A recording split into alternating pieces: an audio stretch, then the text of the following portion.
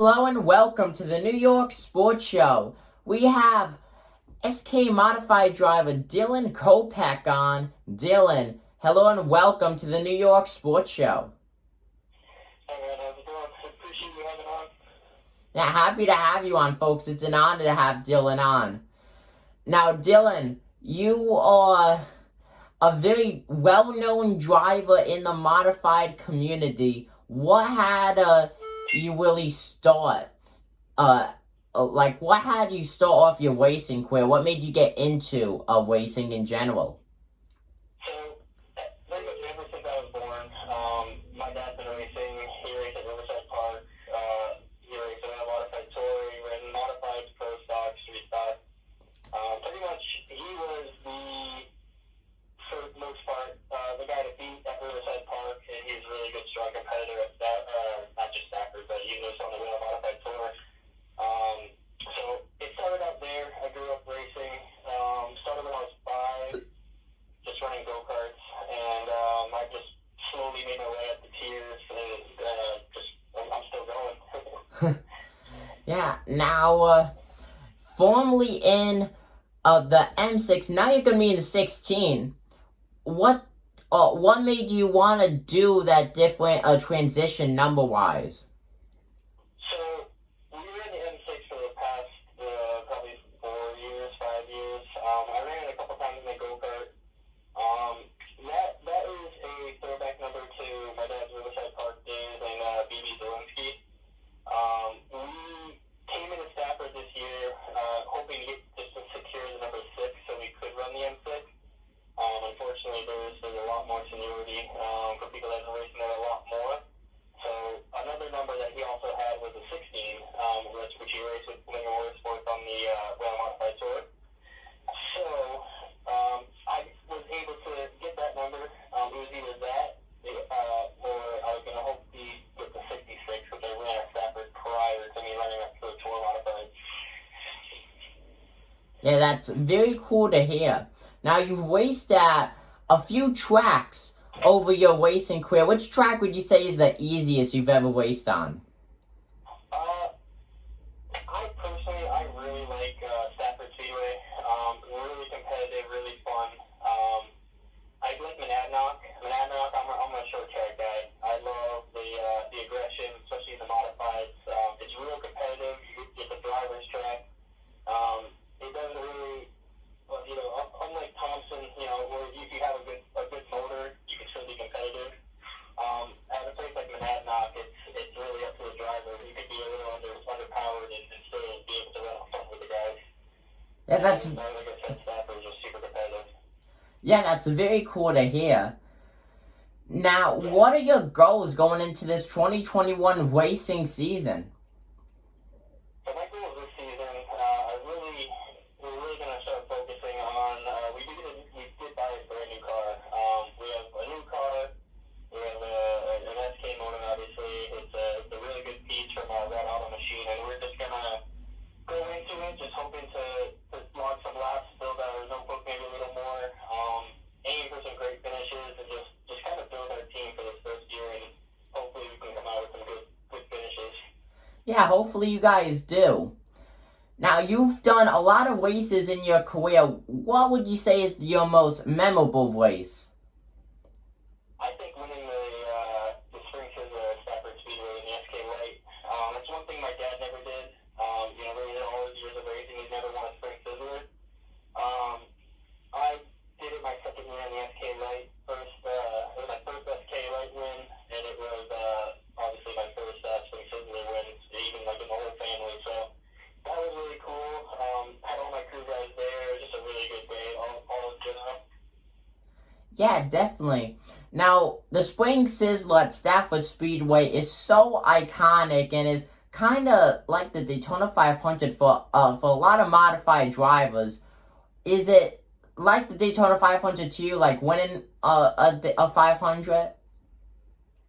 I think this year might be. It's a little different in the SK Lights. You're in a modified, but you're not in Stafford's Premier Division.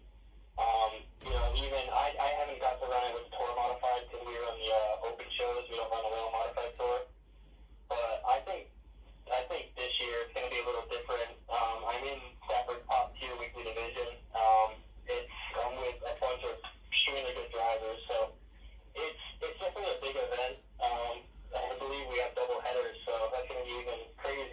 Yeah.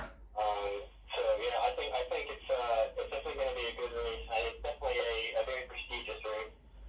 Oh, 100%. Good luck with that. That's literally right around the corner, as this racing season is just coming so fast. Oh, it's coming quick. Yeah. Now, is Stafford the only track you plan on racing this season, or do you plan to race at, for example, Thompson or the new London Waterford Speedboat? So our goal this year is to try to run the full season at Stafford.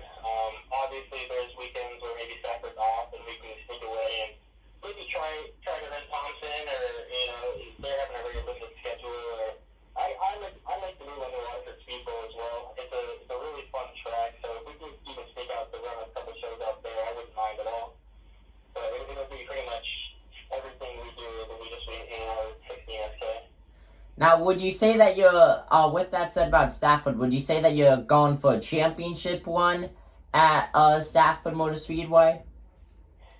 I wouldn't necessarily say we're having championship goals this year.